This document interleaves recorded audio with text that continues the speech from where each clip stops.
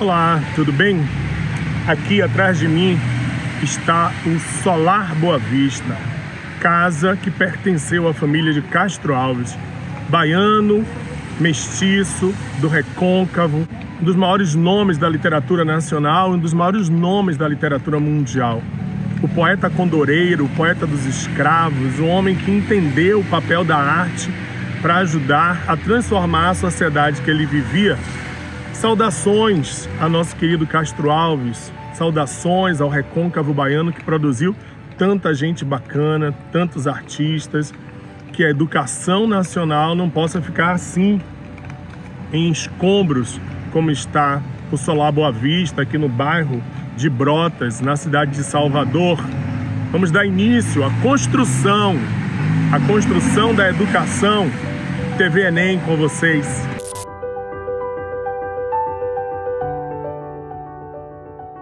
Olá turma, tudo bem? Sou o professor Paulo Serrão, professor de História, né? É um prazer imenso participar desse projeto. Espero que você também curta, porque o objetivo é sua aprovação no vestibular, sua aprovação no Enem.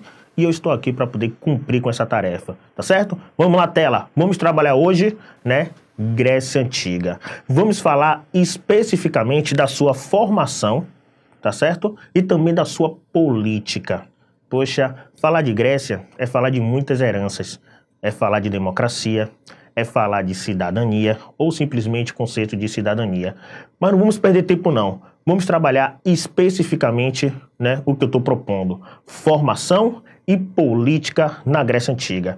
Mas Serrão, vem cá meu lindo, trabalhar localização, você está falando de Grécia, eu fico assim pensando, Grécia fica na Europa, eu sei, exatamente em que região da Europa, em que parte da Europa, porque fica parecendo que a Grécia é algo assim de outro mundo, né? Onde é que fica realmente a Grécia? Como vocês podem perceber, a Grécia se concentra no sul da Península Balcânica, nas ilhas do Mar Egeu, né, no litoral da Ásia Menor. Pô, Serrão, não estou conseguindo enxergar. Você vai enxergar agora com esse mapa.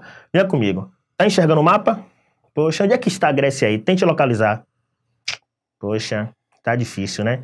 Eu vou facilitar para você. Onde a Grécia está? Que bacana. Mas Serrão tá muito distante. Que parte é ali a Grécia especificamente? Eu não tô enxergando, Serrão. Cadê a Grécia ali? Cadê? Olha, rapaz, onde a Grécia se encontra. Perceba, tá certo?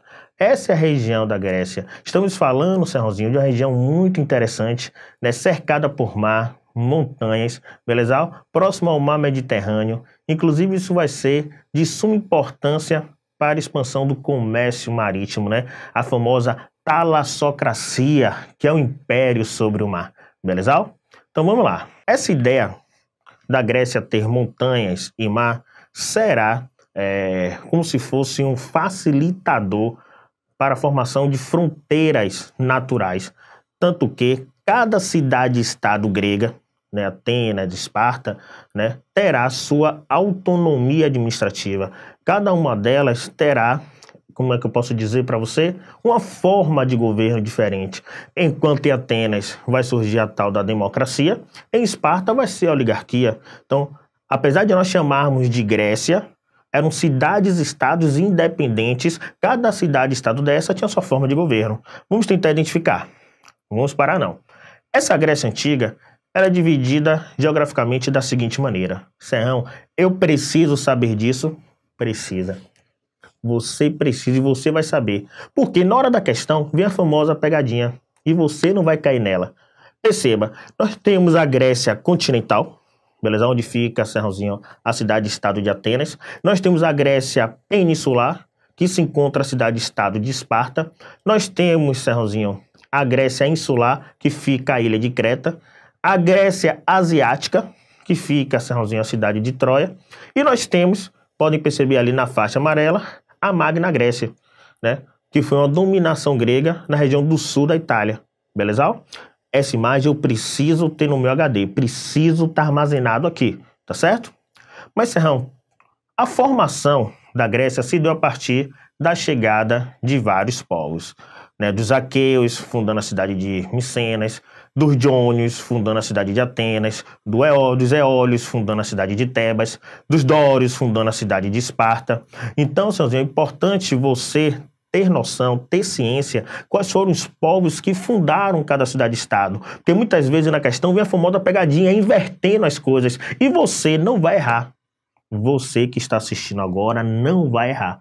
Tá certo? Então, Senhorzinho, tudo indica que a formação da Grécia se deu a partir de aglomerados de povos que chegaram de diversas partes, né, do planeta. Eles eram povos nômades, praticavam agricultura muitas vezes de subsistência, irão se fixar nesses territórios, fundando essas cidades-estados que vocês podem perceber. Mas vamos lá. Tudo começa aqui na ilha de Creta, né? Tudo começou nessa ilha aqui, na ilha de Creta, tá? A história da Grécia Antiga, a formação da Grécia Antiga, repito, começou na ilha de Creta. Essa ilha, Serrãozinho, vocês podem perceber, né, tem uma localização privilegiada para o comércio, já que fica praticamente ali no meio do mar Mediterrâneo, naquela região do mar Mediterrâneo, né? É como se fosse uma ligação, né, com o Oriente, né, com a África. Então vai ser rica em comércio. Comércio esse de diversos produtos, inclusive de cerâmica, tá? Então é importante salientar que em Creta é rica em cerâmica.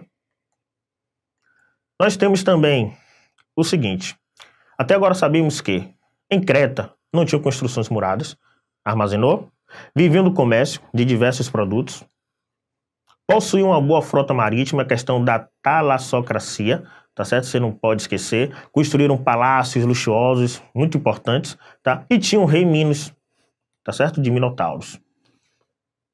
E aqui algumas imagens para poder ilustrar um pouco a cultura cretense. E só para você se ambientar. Show de bola? Alegria até aí? Vamos nessa. Os cretenses, segundo a história oficial, foram destruídos provavelmente por uma catástrofe natural. Com a destruição, né, de Creta, o que é que vai acontecer? Irá surgir uma nova civilização, que é a civilização que? Micênica. Vai surgir uma nova civilização, que é a civilização micênica. Enxerga aí no mapa que eu estou passando agora aí, onde fica localizado a civilização micênica, tá? Fica na península do Peloponeso, tá certo? Poxa, observem também que vai ser importante para o comércio, né? Fazer ligações com várias partes conhecidas naquela época. Mas, Serrão, na moral, diferente de Creta, em Micenas já tinha muros. Observem as imagens. São imagens reais, né? Cidade toda murada, protegida. As cidades eram ricas em ouro. Seus chefes eram guerreiros. Perceba a viagem. Dominavam a navegação e o comércio. Então a questão da talassocracia também, o comércio no mar. Tá de boa. Não podemos errar. A história da Grécia é dividida em várias fases. A primeira fase é chamada de período homérico. Período homérico esse, onde é marcado pelos poemas A Ilíada e a Odisseia.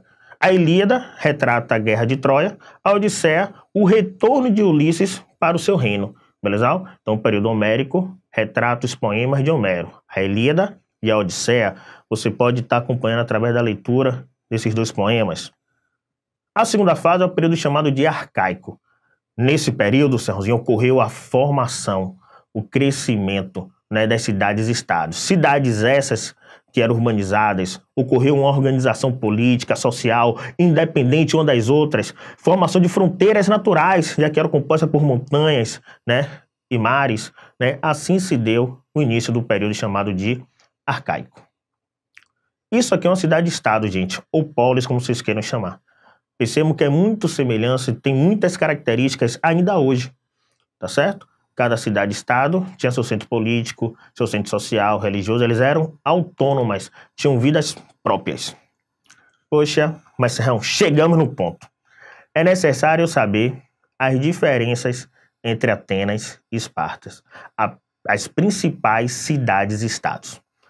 Divisão social. Em Atenas, nós tínhamos eupátridas, metecos e escravos esses por dívida ou por guerra. Né? Nós temos Esparta, nós temos esparciatas, periecos e lotas. Poxa, mas Serrão, só isso? Vamos lá. Percebam. O que é que eu preciso saber exatamente aqui? Enquanto em Esparta, tá, era uma oligarquia, o poder estava nas mãos de uma minoria, em Atenas surge a democracia. Em Esparta, educação voltada para a guerra. Em Atenas, né, era a formação para a vida geral, né, para ser um cidadão completo, totalmente diferentes. Então eu preciso saber disso. É lógico que essas cidades-estados irão participar de conflitos, como as guerras médicas, gregos versus persas, assim como a guerra do Peloponeso, gregos versus gregos. Então assim, eu fiz um resuminho para você entender um pouco sobre a Grécia, a sua formação e um pouco do sistema político. Beleza? Um abraço, beijos!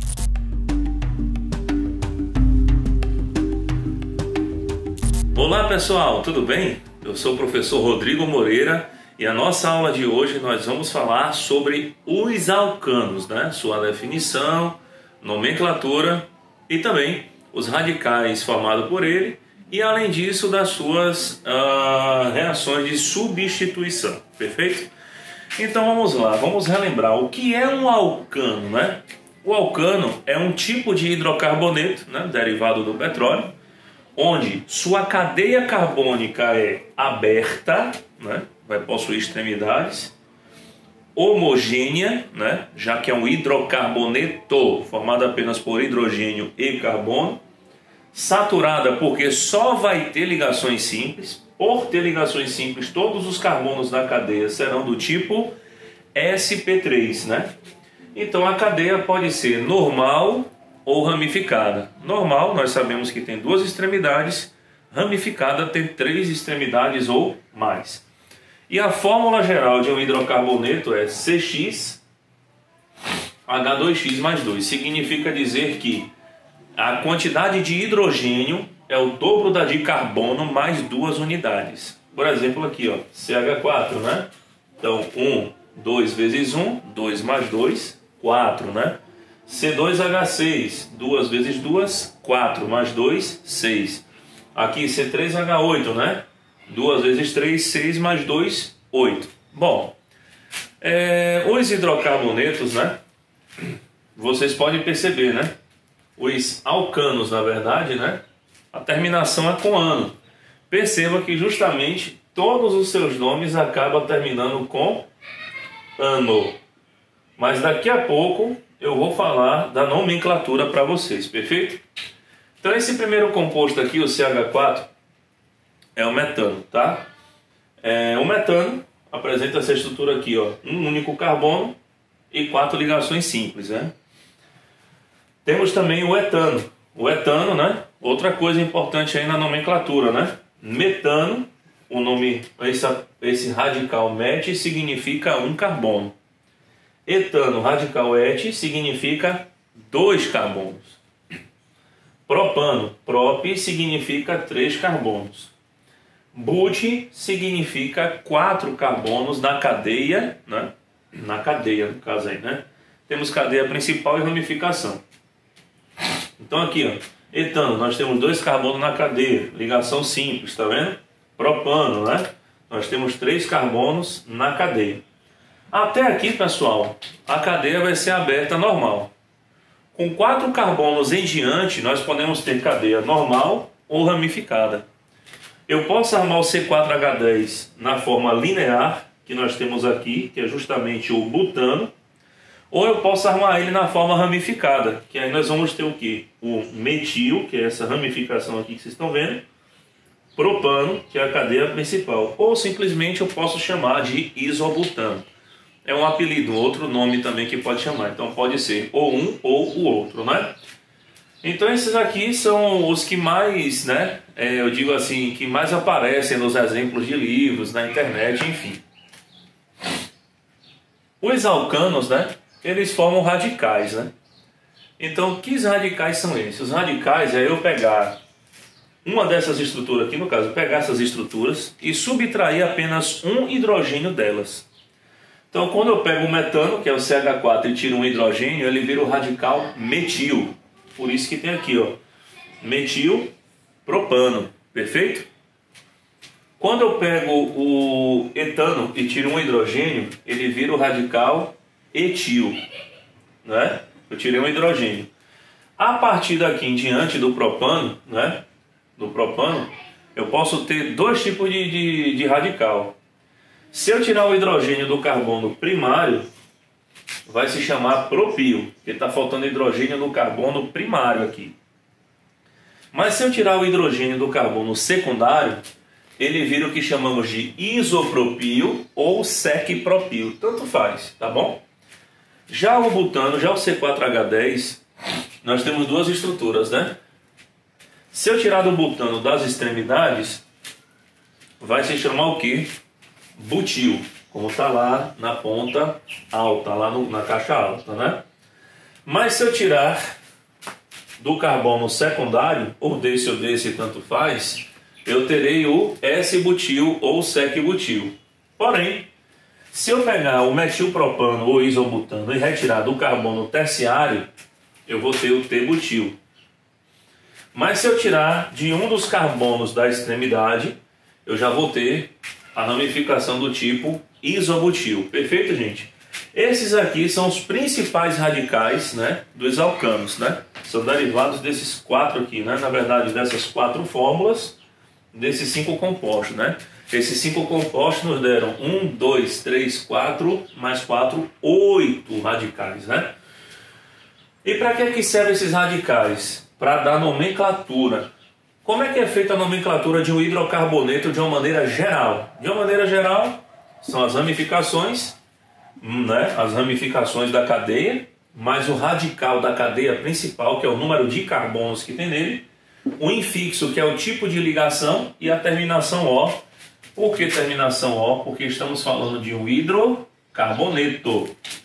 Como aqui eu já falei para vocês, adiantei, né? Os alcanos, termina a palavra com ano, né? Então, por ser uma cadeia totalmente saturada, então o infixo vai ser o an. Nós vamos ver isso também, vocês vão ver nos alcenos, alcinos, né? Aí no alcena em, no alcina in, no alcadieno de em, e por aí vai, né? Você vai ver isso nas demais aulas que vão ocorrer aí, tá bom? Nesse projeto, que é um projeto maravilhoso. Então, pessoal, continuando aqui. Nesse caso, nós temos uma cadeia linear. Ó, 1, 2, 3, 4, 5, 6 carbonos. Não tem ramificação. Beleza. Cadeia principal tem 6 carbonos. Hexe. O tipo de ligação é AN, porque é um hidrocarboneto do tipo alcano. E O, porque é um hidrocarboneto. Perfeito. Rodrigo, e se tiver ramificação, como é que vai funcionar? Você vai ver qual é a cadeia principal, que é aquela que tiver o maior número de carbonos possível, e a ramificação tem que estar mais próxima da extremidade. Essa cadeia pegou essa numeração aqui porque a ramificação metil está mais próxima dessa extremidade. Então, na posição 2 da cadeia principal, na posição 2, ou seja, no carbono 2 da cadeia principal, eu tenho uma ramificação metil. A cadeia principal tem 5 carbonos. Pente, como é um hidrocarboneto do tipo alcano, AN, terminação O. A mesma coisa no de baixo. Nós temos duas, né, ramificações do tipo metil. Então, nesse caso, eu começo da esquerda para a direita. Então, 2,3 dimetil heptano. Beleza? Um outro detalhe importante que eu acabei não falando para vocês é que os alcanos, eles começam a partir de 1 carbono, tá bom? Então, o único hidrocarboneto na face da Terra que tem 1 carbono é o alcano, que se chama metano. Perfeito? E aqui, já chegando no finalzinho da nossa aula, vamos falar das reações de substituição. Como é que elas funcionam, né? Eu tenho um alcano que reage com um halogênio, no caso, né? Que é o X2 ali, que no caso é uma molécula de halogênio.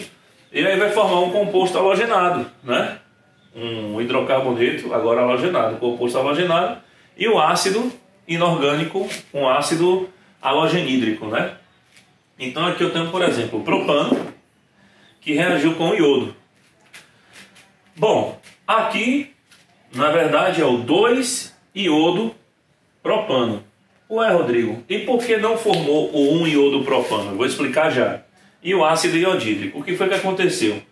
Como aqui tem 2 iodos, um dos iodos atacou o carbono central. Levando o hidrogênio com ele, formou ácido iodídrico. Como aqui ficou faltando uma ligação, o outro iodo que ficou solto se encaixou nessa molécula e acabou formando 2-iodo-propano, ou iodeto de isopropila também. E por que, Rodrigo, você trocou o hidrogênio por iodo do carbono 2 e não do carbono 1 ou do carbono 3? Porque existe uma regrinha que você tem que seguir. Em caso de substituição, a preferência é você trocar o hidrogênio do carbono terciário, se tiver na molécula. Se não tiver o terciário, aí você troca do carbono secundário. Se não tiver carbono secundário, aí você acaba trocando do carbono primário. Beleza, gente? É isso aí que eu tenho para trazer para vocês. Muito sucesso e que vocês gabaritem a prova do Enem. Um abraço e até a nossa próxima aula. Valeu!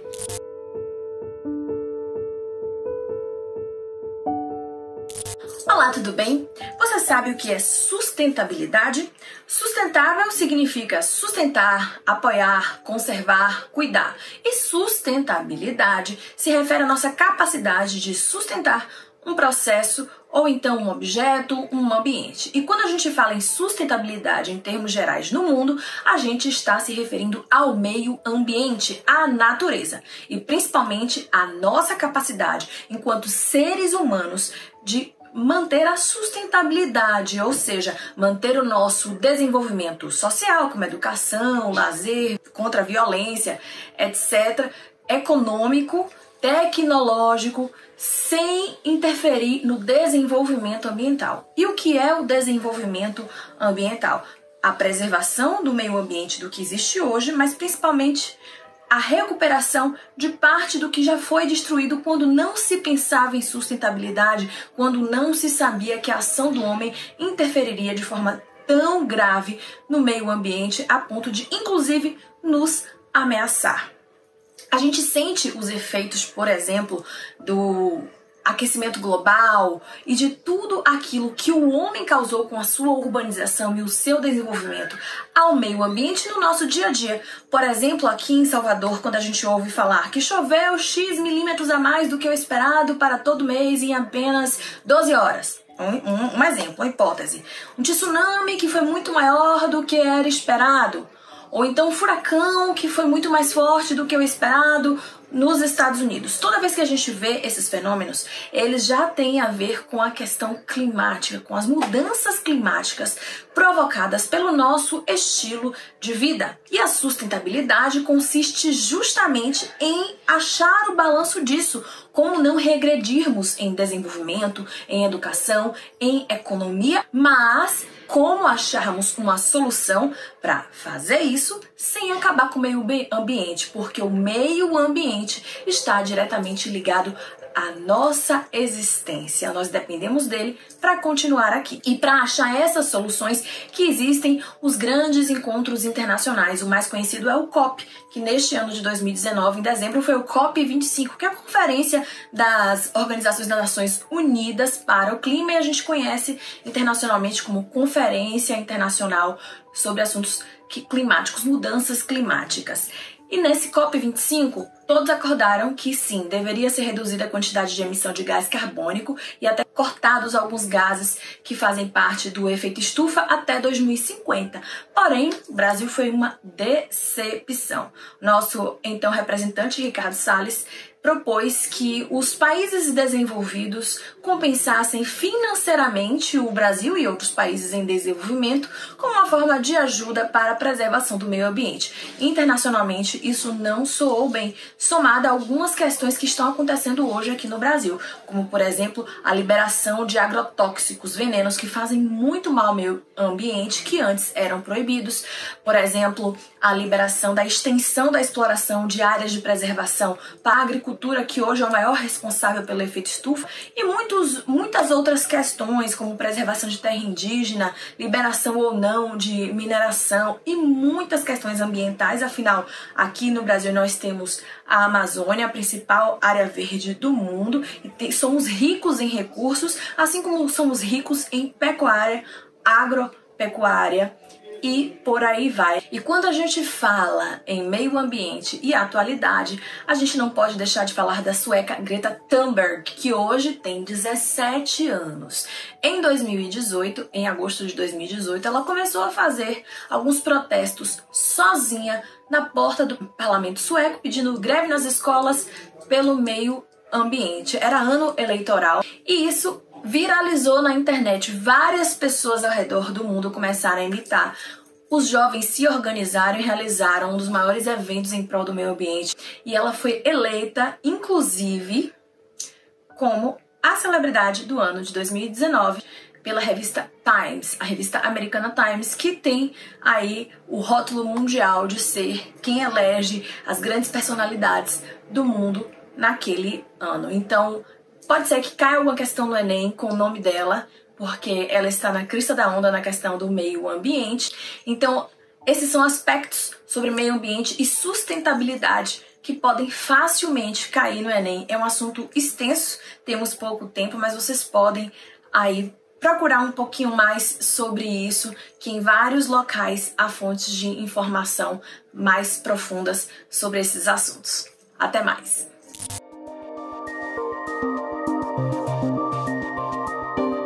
Fala, meus amores! E então, tudo bem? Eu sou o professor Isaac Lago, professor de filosofia, e hoje chegamos no nosso encontro de número 9, um encontro onde abordaremos uma das principais temáticas, não só da nossa área, filosofia, mas de toda a discussão que ocupa a área de humanidades, ou aliás, de toda a área do conhecimento humano. Falaremos um pouco agora sobre filosofia política, uma discussão que já na Grécia Antiga, o zoon politikon, a necessidade do convívio político vista como uma necessidade existencial humana. No que se refere àquilo que o INEP nos propõe, nós falamos aqui utilizando 3 competências centrais. Nós temos a competência de número 1, também a competência de número 3 e a competência de número 5. Essas 3 competências, elas colaborarão junto com suas habilidades a fim de que possamos criticamente refletir sobre esse tão necessário e especial tema. Quando pensamos em filosofia política, nós precisamos voltar ali por volta do século V a.C., naquela região cosmopolita chamada de Atenas. Lembra que ali o embrião político começa a ganhar forma nas discussões, primeiro com os sofistas, depois com Sócrates, um duro combatente àquele modelo democrático ateniense, algo que se consolida com Platão, que inclusive dirá que a democracia ateniense é uma demagogia, onde infelizmente inocentes são julgados e condenados, ele dá o exemplo de Sócrates, e uma minoria convence pelo discurso uma maioria. Platão, inclusive, justamente por isso será chamado de autor idealista, ele propõe um modelo revolucionário no que se refere à política. Ele proporá uma sofocracia, sofos enquanto sábio e cracia enquanto governo. Seria uma espécie de um rei filósofo a governar, uma aristocracia dos filósofos. É curioso que na sequência nós encontraremos a figura de Aristóteles. Aristóteles, sim, se dedica a refletir mais sobre o tema, a propor algumas outras possibilidades, inclusive trará a lógica do ethos, E-T-H-O-S. Ethos, que ganha então um duplo significado. Primeiro, traz abraçado com o conceito a ideia de que é um lugar de todos, a polis, e abraçado a isso o princípio de cuidado, que é ethos, ética. Olha como é interessante. Ethos significa lugar de todos, casa comum. Ethos também significa cuidado, que é ética. A ideia aristotélica seria, para estarmos juntos, precisamos nos cuidar. E o único jeito de nos cuidarmos enquanto seres que necessitamos do convívio é se mantivermos juntos. Então Aristóteles elabora aí vários conceitos, onde inclusive defenderá que uma sociedade só será feliz se todos conviverem como amigos. E aqui ele faz uma ressalva belíssima na Ética Nicômaco, onde ele dirá que verdadeiros amigos são 2 corpos coabitados por uma só alma. As nossas diferenças existem, mas a unidade de propósito faz com que cuidemos do lugar de todos, a fim de que ninguém seja vítima de uma injustiça. É bom só relembrar que nesse processo histórico, nós compreendemos aqui o direito à cidadania, ainda não como um bem pertencente a todas e todos, mas restrito a um grupo. Lembra, inclusive, e é bom ressaltar, que quando Aristóteles fala todos têm o direito à felicidade, esse todos não significa todos e todas, mas um percentual pequeno daqueles que eram coroados com a graça da cidadania. Durante a Idade Média, nós tivemos todo o processo ali do gerenciamento da igreja. E aí a igreja apontava sempre algo em direção a um processo que defende princípios monárquicos. É interessante que a gente vê isso muito claro em Santo Tomás de Aquino, já na escolástica, Baixa Idade Média, século XIII, onde ele terá em escritos que inclusive o próprio Enem já cobrou, onde ele defenderá a ideia de que a sociedade siga um monarca. A mesma estrutura da igreja, onde nós temos o Papa, os bispos, os padres, ele propõe esse princípio como aquele que garantiria o caminhar em um sentido que levaria a sociedade a fins felizes. Na modernidade, então, temos figuras interessantíssimas. Primeiro, aqueles três autores utopistas. Primeiro, a figura de Thomas More, que em 1516 escreverá a Utopia, onde proporá a construção de uma sociedade sem desigualdades. Aqui é um ponto importante. Ele será chamado aí de um autor utópico, enquanto projeção de um perfeito inalcançável. Ele bebe muito na República de Platão para defender essa possibilidade de construção social. Depois nós teremos a figura de Thomas ou Tommaso Campanella. Ele vai ser um frei, um religioso dominicano, que proporá a construção de uma sociedade perfeita a partir de um governo teocêntrico. Lembra aí, um representante da igreja seria responsável por gerir a vida civil. Todos nós sabemos no Ocidente que todas as vezes que o poder político e o poder religioso se fundem, temos muitos sofrimentos na vida coletiva, principalmente daqueles que não concordam com práticas religiosas que ocupam-se, claro, de um princípio subjetivo, diferente dos princípios civis que aglobam ou englobam aí um percentual maior. Depois nós temos a figura de Francis Bacon. Aqui é bem interessante porque no que se refere à data, alguns vão dizer que ele escreveu isso em 1624, outros vão dizer que ele escreveu essa obra no ano da sua morte, em 1626. Fato é que ele escreve uma obra, Nova Atlântica, onde ele proporá uma sociedade sem políticos. E é interessante que uma leitura superficial desse processo levar-nos-ia a crer que ele então estava propondo uma sociedade anárquica, o que não é verdade. Lá na frente, ele propõe que venhamos a substituir os políticos pelos cientistas e que, no lugar do parlamento, construíssemos um grande laboratório, Casa de Salomão, porque Salomão foi considerado o mais sábio de todos os homens. Ele propõe um governo pelos cientistas, algo que ajudará muito o positivismo, um pouco mais à frente, propor o princípio de menos teologia, menos filosofia, mais ciência. Essa obra de Francis Bacon culmina com a ideia de que saber é poder. Aquele que mais conhecimento tivesse, mais preparado estaria para gerir a sociedade. Quando nós saímos dos autores utopistas, nós chegamos na figura de Nicolau Maquiavel, que em 1513 escreve Um Príncipe, um clássico. Importante lembrar, uma obra não escrita para a sociedade civil, mas para a sociedade política, onde Maquiavel, inclusive, fará com que a filosofia política deixe de ser idealista e passe a ser realista, entendendo o ser humano não como um ser essencialmente bom, mas um desafio constante a ser pelo príncipe ali trabalhado. Ele dirá muito claramente no Príncipe que o ideal seria que o príncipe fosse amado e temido. Mas como ele não conseguirá unir essas duas características, a expressão que ele usa é essa: é mais seguro ser temido que amado. Porque, no que se refere aos homens, interessantíssimo entender que quando lhes é conveniente, eles são leais e fiéis. Mas quando se sentem ameaçados, eles decepcionam aqueles que cuidaram durante muito tempo deles. Ele então proporá aí um governo onde o absolutismo, o príncipe, na direção da virtude e da fortuna. Depois nós temos três autores, que são os autores contratualistas: Hobbes, Locke e Rousseau. Autores que entendem a necessidade do contrato, mas proporão um contrato por princípios muito específicos. Lembrem sempre disso. Em Hobbes, a essência humana é ruim, Por isso a defesa de um modelo político absolutista, o medo, através do Leviatã, tirado do livro de Jó, um único meio de frear a maldade humana. Depois o Locke, que entende que o ser humano não é nem bom nem ruim, mas livre, e aí propõe o Estado como mediador, para que quando os conflitos viessem a existir, esse Estado mediasse o processo. Inclusive Locke antecipa Montesquieu nesse processo de descentralização do poder, propondo uma fragmentação. E a figura, já no Iluminismo, de Rousseau, que compreende que o ser humano por natureza é bom, mas que as desigualdades geram os conflitos, por isso um modelo político que transformasse a vontade de todos numa vontade geral. Ou seja, não pensaria em mim, mas pensaria sempre no coletivo. E aí a educação seria um caminho interessante para a transformação deste ser humano.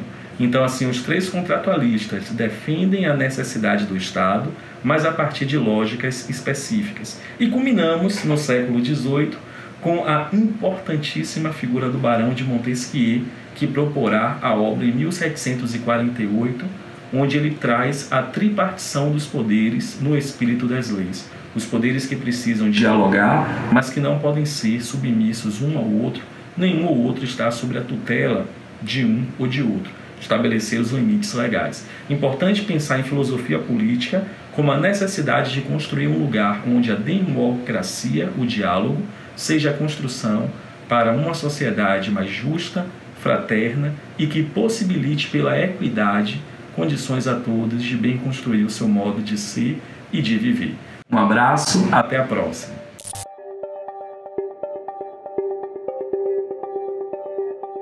Olá galera, tudo bem? Professor Denis, professor de matemática, Denil da Bahia também conhecido. Galera, hoje nós vamos trabalhar um conteúdo muito importante para o seu Enem, chamado de estatística. E quando eu falo estatística, eu falo de média, questão certa na sua prova.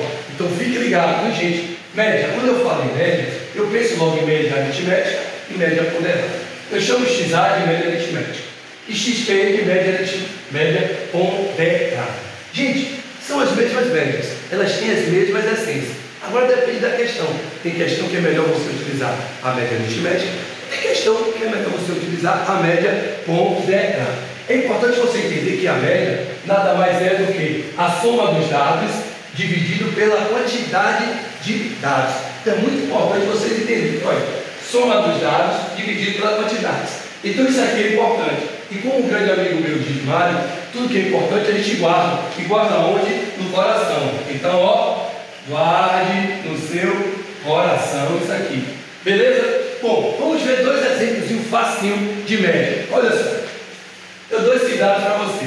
9, 9, 10, 10, 10, 12. XA, média aritmética. XP, média ponderada.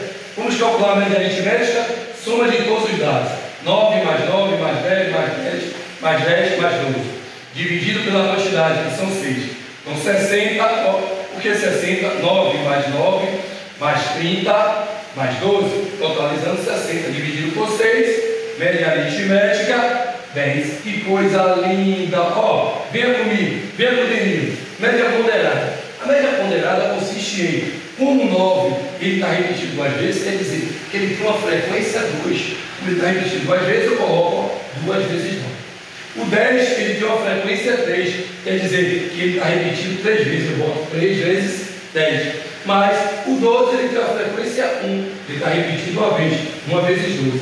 Então fica 18 mais 30 mais 12. Então 18 mais 30, 48 mais 12, 60. Dividido por 6, que é a quantidade. Que dá quanto, gente? 60 dividido por 6, 10. Olha como é fácil. Então, média aritmética e a média ponderada. Como eu disse a vocês, a essência é a mesma, certo, galera? Venha com o Deninho aqui. Olha esse exemplo aqui. Ó. Vamos tirar a média aritmética. Olha só. 1 mais 2 mais 10 mais 10 mais 10 mais 27. Dividido pela quantidade. 2, 4, 6. Vá. 10 mais 10 mais 10, 30, mais 3, 33, mais 27, 60. Dividido por 6, olha a média aritmética de novo, 10. Olha, gente, isso é muito simples. Agora, a média ponderada, a mesma coisa. Ó, 1 está repetido uma vez. Ó, 1 vezes 1, que é a frequência 1. O 2 está repetido o que também uma vez. Então, 1 vezes 2. Mais, o 10 ele tem a frequência o quê? 3. Está repetindo 3 vezes. 3 vezes 10. Mais, o 27 tem a frequência 1. Então, eu posso colocar logo aqui o 27, Denil. Posso. Dividido pela quantidade. E são 6. Aí fica fácil, ó, gente. Aqui dá 1. Aqui dá 2. Aqui dá 30. Então, eu tenho esse somatório. Mais. E aqui 27. Somando isso aqui, ó, 1 mais 2 mais 30 mais 27 dividido por 6, logo eu tenho 60 dividido por 6, logo a média ponderada é igual a quê? A 10. Que coisa linda. Então, gente, média, tranquilidade. Então, uma questão dessa você não pode perder no seu Enem. No Enem de 2017, tem uma questão muito interessante, galera, que ele fala lá, ele dá uma tabela onde ele dá as notas dos alunos X, Y e Z. Ele diz que o aluno X, ele tirou na primeira prova 5, na segunda 5, na terceira 5, na quarta 10 e na quinta 6. Aqui também tem as notas do aluno Y e as notas do aluno Z.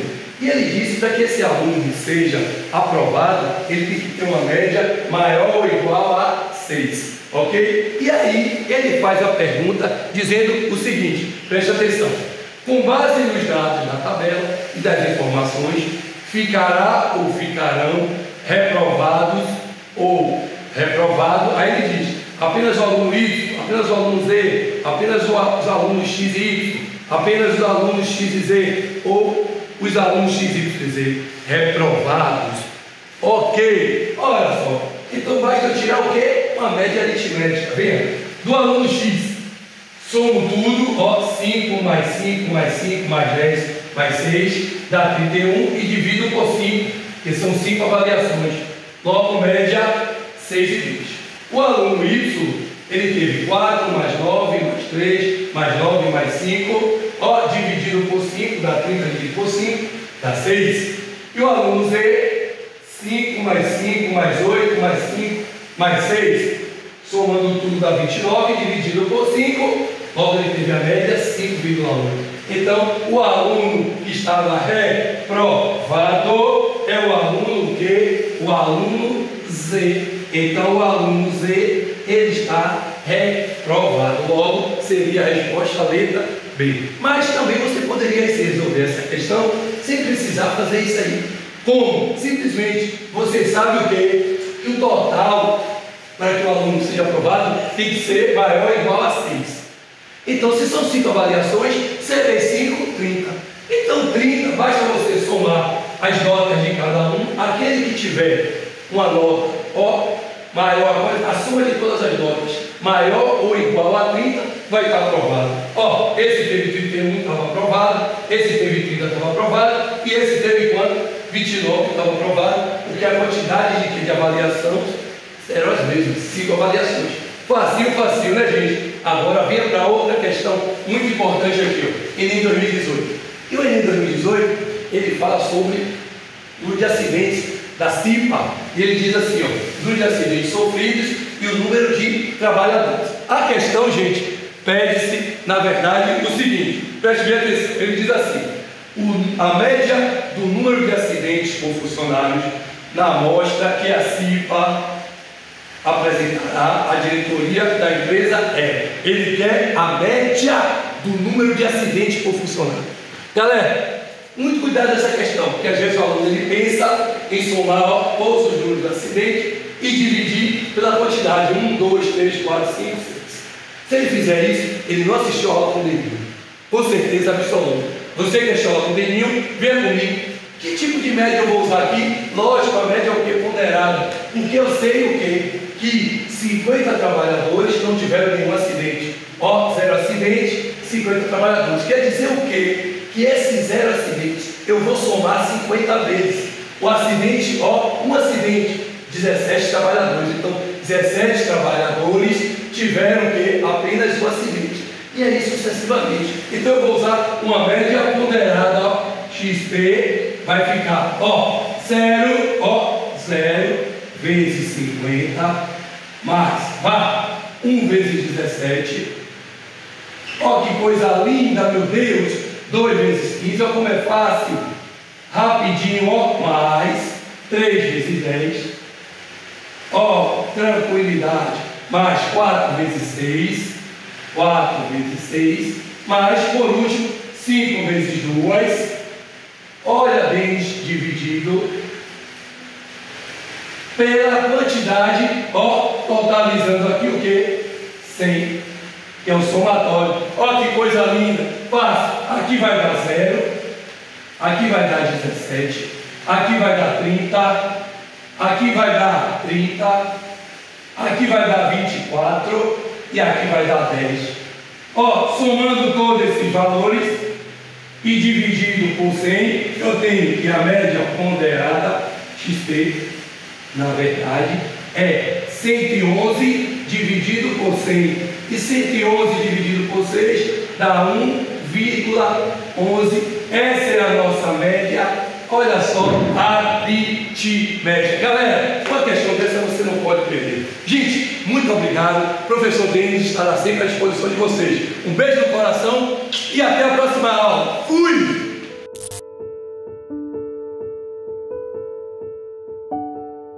Eu quero falar um pouco sobre conquistas. A gente vive num mundo onde a gente é ensinado a conquistar. Desde pequeno você é ensinado a isso. Tem que conquistar e que você vai conquistar. Mas o que é essa conquista? O que é que você quer conquistar? Será que a minha conquista, meu conceito de conquista é igual ao seu?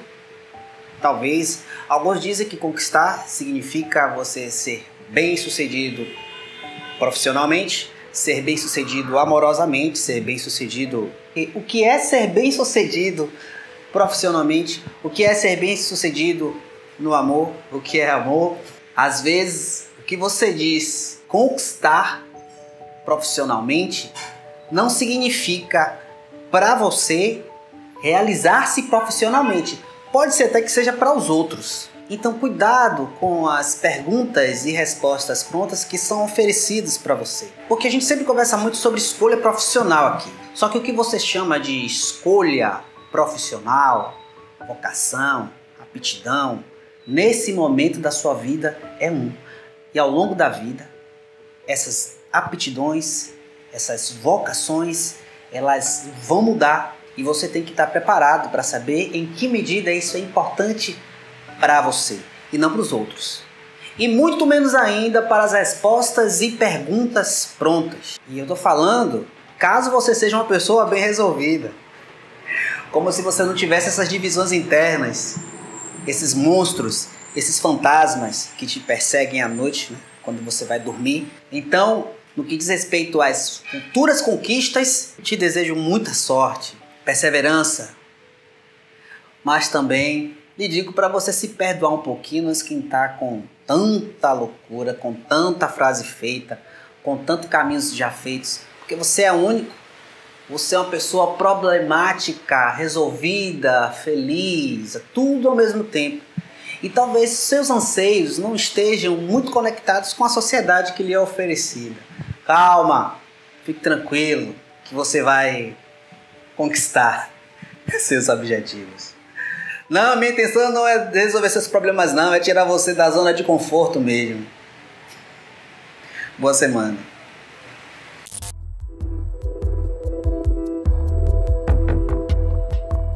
E aí, moçada bacana, tudo beleza? Aqui Zelão Teixeira, mais uma vez com vocês, para a gente falar um pouco de sociologia, tá? Hoje a gente vai identificar as mobilizações e conflitos existentes na sociedade contemporânea e as lutas decorrentes desses conflitos, né? Então, 2 pontos: conflitos sociais e lutas populares. O que a gente entende por conflitos sociais? São movimentos dentro da sociedade que buscam a cidadania, que se pautam em reivindicações para melhores condições de vida, né? Esse conceito surge lá em meados do século XIX com Marx e Engels, quando fazem a análise da exploração do capitalismo com os trabalhadores, e de lá para cá esse conceito veio ganhando significados um pouco variados, mas sempre dentro desse parâmetro de falar sobre exploração, concentração de renda, desigualdade, riqueza e pobreza, latifúndio, patriarcalismo, desemprego, né? Portanto, vocês já podem imaginar que esses conflitos sociais existem tanto no campo quanto na área urbana e de um tempo para cá no cyberespaço, né? São reivindicações, são lutas por melhores condições de vida, por melhores condições de existência, principalmente dentro do mundo capitalista, né? Então, essas lutas, elas têm um papel fundamental na organização social, porque elas reivindicam direitos, né? Contestando certas normas sociais. E eles podem se organizar em diferentes frentes, né? Políticos, étnicos, raciais, sexuais, entre tantos outros. E o ponto 2, moçada, lutas populares, né? Vocês sabem, vocês conhecem, vocês veem o tempo todo nas mídias, né? As lutas populares que tensionam o social, que tensionam as diferenças de classe, as diferenças culturais existentes na nossa sociedade, né? Como já falei anteriormente, essas lutas populares, dentro do quadro de conflitos sociais, eles podem ocorrer no campo, eles podem ocorrer na área urbana e também no cyberespaço, né?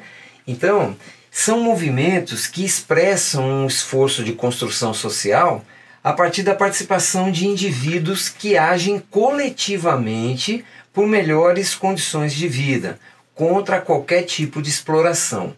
Então, por exemplo, a gente vai ter desde o movimento feminista até a revolta do Buzu em Salvador, né? Então, o movimento feminista, ele tem diferentes frentes, ele tem diferentes maneiras de agir e tem diferentes bandeiras dentro dessa questão da emancipação da mulher na sociedade, né? Nós temos o movimento dos trabalhadores, dos operários, dos bancários, enfim, das pessoas que trabalham em diferentes frentes, em diferentes maneiras de produção, que em determinados momentos se mobilizam, se organizam para reivindicar melhores condições de salário, melhores condições no ambiente de trabalho, entre outras coisas, né? Nós temos também, na área urbana, por exemplo, a luta do sem-teto, que se mobilizam para moradias populares, se mobilizam para que o Estado possa contribuir minimamente com um estado de bem-estar social, né? Que cada vez mais parece que ele vai diminuindo no mundo todo e principalmente no Brasil. Essa ideia de uma intervenção mínima do Estado para que ele garanta condições mínimas de sobrevivência para as pessoas que são excluídas, né, da sociedade. No campo, nós temos o movimento do Sem Terra, que tem uma atuação muito grande, muito importante, né, na história brasileira contemporânea. O que eles defendem? Condições de ocupação da terra através de uma reforma agrária, né, para que eles possam produzir para sobreviver. Isso é muito polêmico, porque toca na questão do latifúndio, e as forças de latifúndio são muito grandes politicamente, né? Nos poderes legislativos estaduais e federais, né? Nós temos também os movimentos ambientais, os movimentos étnicos, temos os movimentos estudantis, o movimento gay, temos as paradas para garantia de direitos civis. Enfim, é uma luta contra o preconceito em relação a todas as formas de exploração. Essas lutas populares são orgânicas, elas ocorrem em tempos diferentes, mas geralmente por condições que não mudam nesses tempos diferentes, as condições de exploração que permanecem, né? Então hoje a gente vê também no cyberespaço inúmeras formas de organização e de reivindicação para melhores condições de vida. Por exemplo, o movimento de 2013, né? A revolta dos estudantes, que também tem inúmeras versões, mas ela foi muito interessante, a maneira como os jovens se organizaram para poderem ir para as ruas, para poderem fugir da repressão e para a reivindicação que eles faziam. O movimento dentro das redes sociais foi muito grande e definidor da situação. Beleza, moçada? Então por hoje vamos ficando por aqui e um beijãozão para vocês. Eu tenho um amigo que diz que Castro Alves não tinha o direito de morrer tão jovem. Não podia. Tinha que ter sobrevivido mais tempo, ter nos alimentado mais ainda com a sua arte, sua grandeza, trazendo arte, trazendo poesia, trazendo juventude, jovialidade.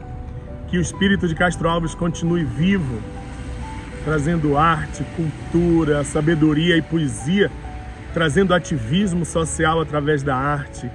Viva Castro Alves, viva o TV Enem, cadastre-se no tvenem.com.br, continue acompanhando o programa nas TVs abertas, na TV a cabo e nas plataformas de vídeo, arte, poesia e muita luz para todos nós.